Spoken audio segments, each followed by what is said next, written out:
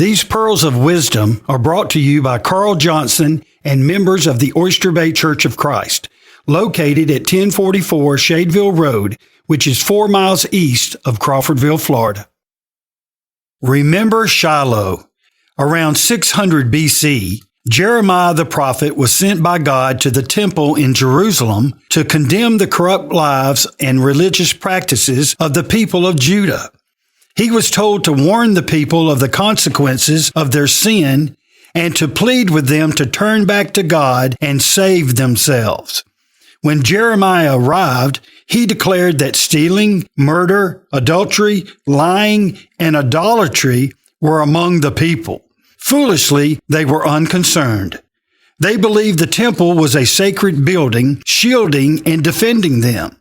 As long as they supported the temple ministry, gave a nod to the religion of their fathers, and went through a form of worship, they thought they would be okay. Jeremiah was amazed at their attitude and asked how they could do all these abominations. They were treating the temple as a safe house where they could hide out after doing immoral deeds. He warned them to repent and turn to God, or the temple in Jerusalem would be destroyed.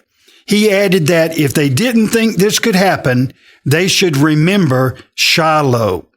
Shiloh was famous in Jewish history. It was the place of earliest focus of worship and tribal meeting in Israel.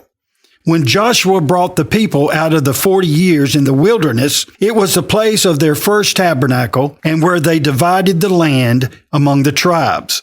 Shiloh was where Hannah prayed for a son, and God granted her Samuel. 1 Samuel 1, verse 3. The Ark of the Covenant was kept at Shiloh. It was a magnificent place. It had a great beginning, a wonderful image, but also a great fall. During that time, there was a high priest named Eli. Eli had 2 sons, and these 3 men were all terribly corrupt, and they desecrated the temple. They thought they were immune to consequences as long as they held their sacred temple positions. On one occasion, they took the ark into battle against the Philistines, but the Philistines wiped out their army and captured the ark. The Philistines proceeded to Shiloh, where they destroyed the tabernacle and flattened the city.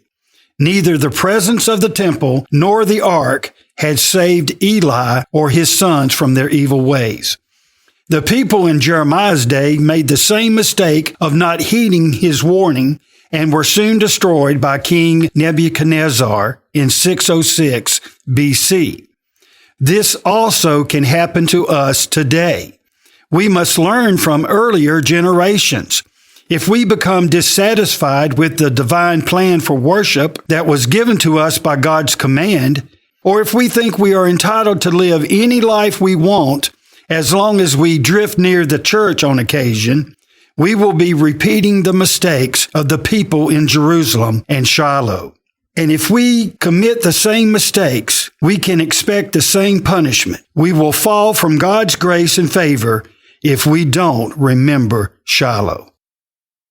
If you enjoyed today's Pearls of Wisdom and would like to hear more, just go to our website, oysterbaychurchofchrist.org, or visit us in person at 1044 Shadeville Road. Our worship services are at 10 a.m. Sunday morning and 1:30 p.m. Sunday afternoon.